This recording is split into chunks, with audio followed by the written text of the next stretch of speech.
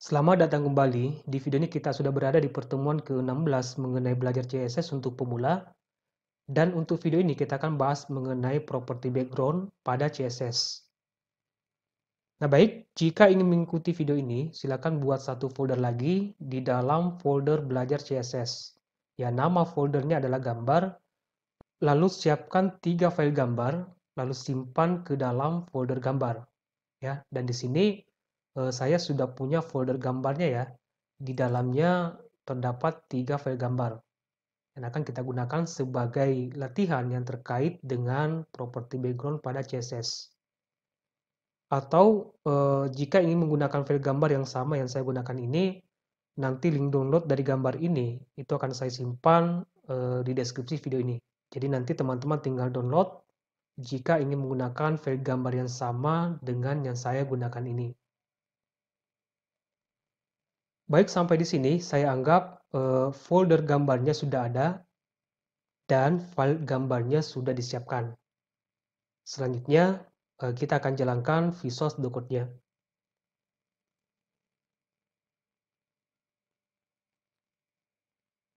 Tepatnya di dalam folder belajar CSS, klik tombol New File. Kita akan buat file pertemuan _16 ya titik HTML. Saya enter sampai di sini. Kemudian HTML.25, lalu saya enter di keyboard untuk membuat kerangka dasar dari HTML. Untuk detailnya ini saya ganti pertemuan 16.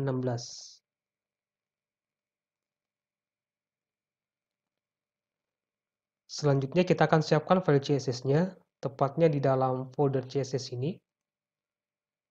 Kita akan buat file baru, nama filenya style_16.css. Oke, saya enter sampai di sini. Kita sudah punya 2 file, satu file CSS dan satu file HTML. Kita kembali ke pertemuan 16.html, kita akan panggil style16.css. Di bawah tag title di sini menggunakan tag link, lalu folder CSS, kemudian kita cari style16.css. Sekarang kita sudah terhubung dengan style16.css. Nah baik, sampai di sini kita akan jalankan dulu file pertemuan 16.html. Kita kembali ke Windows Explorer, kita cari pertemuan 16.html. Ini ya, saya klik 2 kali. Ya, kita sudah punya pertemuan 16.html. Nah, sampai di sini properti yang pertama yang akan kita bahas yaitu properti background color. Itu digunakan ketika kita ingin memberikan warna sebagai background. Nah, di sini kita akan gunakan selektor body ya sebagai selektor CSS. Kita kembali ke style16.css. Selektornya adalah body. Menggunakan properti background color itu untuk memberikan warna pada background. Kemudian di sini kita bisa tulis langsung warna yang diinginkan dalam format bahasa Inggris. Misalnya di sini saya pakai blue ya, lalu titik koma. Atau selain menggunakan nama warna dalam format bahasa Inggris, kita juga bisa menggunakan kode warna ya, menggunakan warna RGB. Nah caranya, arahkan kursor mouse-nya tepatnya di nama warna ini ya. Nah, nanti akan muncul pilihan warna seperti ini. Ya, tinggal kita pilih warna yang diinginkan. Oke, saya pilih salah satunya. Kemudian kita akan lihat hasilnya di browser. Saya refresh. Nah, ini untuk memberikan warna pada background. Nah, selain menggunakan warna sebagai background, kita juga bisa menggunakan gambar sebagai background. Nah, kita kembali ke style16.css. Untuk yang background color ini, untuk sementara saya komentari ya, Ctrl/slash di keyboard supaya background color ini tidak dieksekusi oleh CSS. Saya refresh, kembali normal. Kita akan coba properti yang kedua, yaitu background image. Untuk membuat gambar sebagai background. Kemudian titik 2, lalu URL, kemudian buka kurung. Kemudian di dalam tanda kurung ini itu merupakan alamat ya atau gambar yang akan kita gunakan sebagai background. Jadi ingat, alamat di sini itu merupakan kumpulan folder di mana gambar tersebut kita simpan. Ya, dan tadi di sini kita sudah siapkan gambarnya ya, yang akan kita gunakan sebagai background, itu tepatnya di dalam folder gambar. Atau jika kita lupa ya, alamat, nama folder atau nama file gambar yang akan kita gunakan sebagai background, kita bisa awali dengan 2 titik seperti ini ya. 2 titik, kemudian slash. Nah, maka di sini akan muncul nama foldernya. Ya, tadi gambarnya berada di dalam folder gambar. Ini saya klik folder gambar. Kemudian tinggal kita pilih gambar yang akan kita gunakan sebagai background. Saya pilih satu ya, bg1.jpg. Ya, kemudian di sini titik koma. Kemudian kita kembali ke browser, saya refresh. Nah,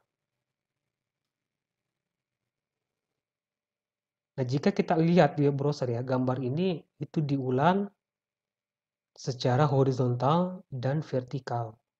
Nah, ini terjadi karena gambar yang kita gunakan sebagai background ya, itu ukurannya lebih kecil. Ya, lebih kecil dari elemen pembungkusnya. Jadi pembungkusnya adalah body.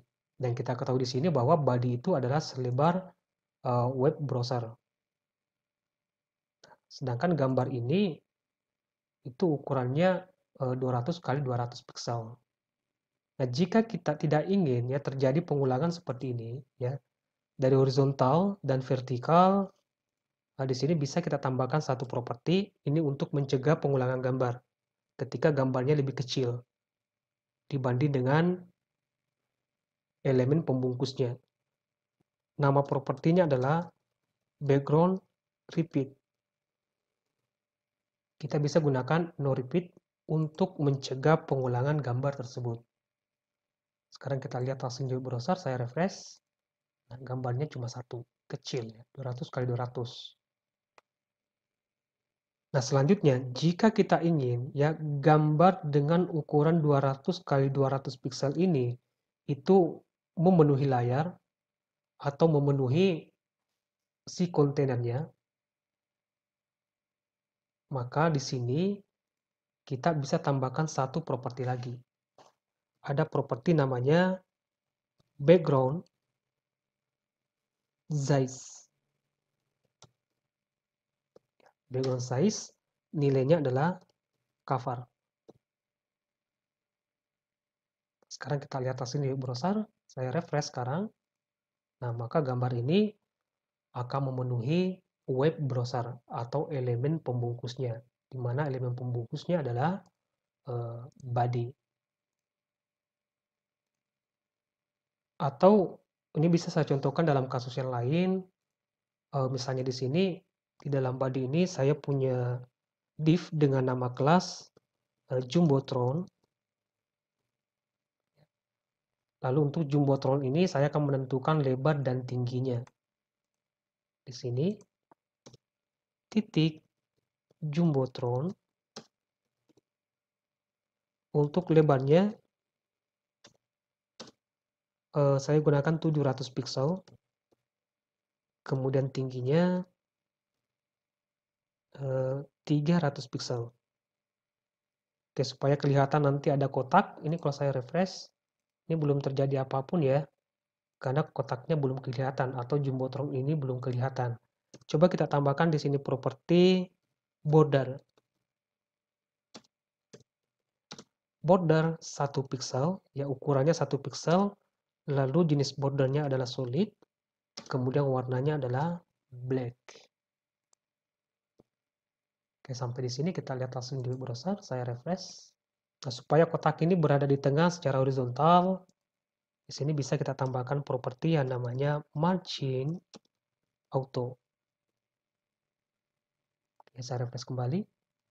Nah, maka dia akan ke tengah secara horizontal. Nah, selanjutnya kita bisa menambahkan background ya pada Jumbotron ini. Nah, di sini menggunakan properti background image. lalu titik 2, kemudian URL, lalu buka kurung. Janganlah saya tidak tahu posisi dari gambar yang akan saya gunakan sebagai background. 2 titik seperti ini, kemudian folder gambar, saya akan gunakan bg2.jpg, lalu titik koma. Oke, sekarang kita lihat langsung di browser, saya refresh. Jadi ini kebalikan dari kasus kita yang pertama pada saat kita menambahkan gambar pada elemen body. Kontainernya atau elemen pembungkusnya itu lebih kecil dibanding dengan gambar yang kita gunakan. Makanya gambarnya seperti ini. Sementara jika kita lihat gambar asli dari BG2 ini seperti ini ya. Jadi yang terbaca itu cuma di bagian sudut kiri atas. Nah, jika kita ingin ya gambar ini ya menyesuaikan sesuai dengan lebar dan tinggi dari elemen pembungkusnya, yaitu jumbotron dengan lebar 700 pixel dan tinggi 300 pixel, maka di sini kita tambahkan lagi properti namanya background size.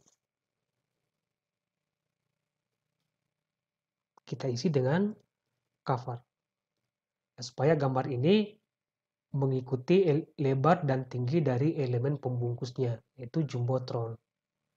Kalau kita lihat hasil di browser, saya refresh. Nah, ya jadi properti background size dengan nilai cover, maka gambar tersebut yang kita gunakan sebagai gambar background itu akan menyesuaikan sesuai dengan lebar dan tinggi dari elemen pembungkusnya atau si kontainernya. Jika tingginya di sini, saya tambah 400, kemudian di sini yang lebarnya saya tambah 900 pixel, kemudian saya refresh di browser, nah, maka gambar ini akan selalu berusaha memenuhi ya lebar dan tinggi dari elemen pembungkusnya, yaitu jumbotron. Properti background selanjutnya yang akan kita bahas yaitu properti background attachment. Dan properti ini biasanya kita gunakan ketika kita ingin membuat gambar tersebut fix ya atau menetap ketika di scroll.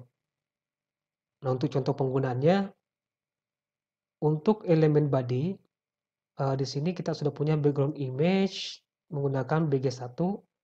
Coba kita ganti BG3 ya. Supaya nanti backgroundnya jelas dilihat.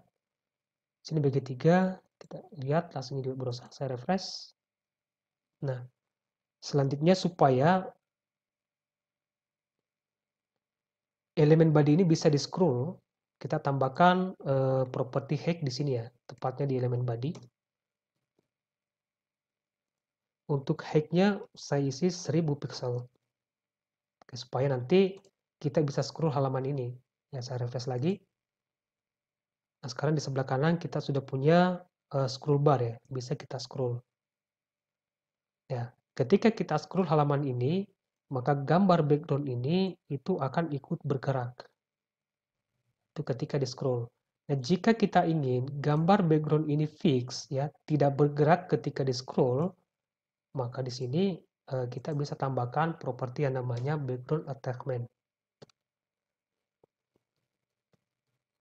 Background attachment ya. Nilainya adalah fixed. Oke, lalu titik koma. Sekarang kita kembali di browser, kita refresh.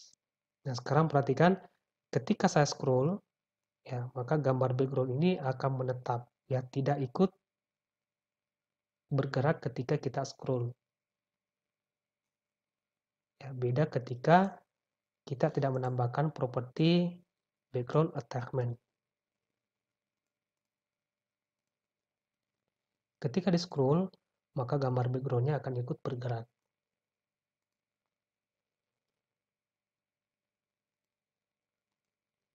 Atau yang jumbotron ini bisa kita tambahkan juga properti yang sama ya. Background attachment kita isi dengan fixed. Kita lihat hasilnya. Saya refresh. Ya, ketika di scroll, maka gambar yang ada pada jumbotron ya itu tidak akan ikut bergerak karena sekarang nilainya adalah fix. Ya, jadi itu mengenai properti dari background pada CSS. Semoga bermanfaat dan sampai jumpa di video berikutnya.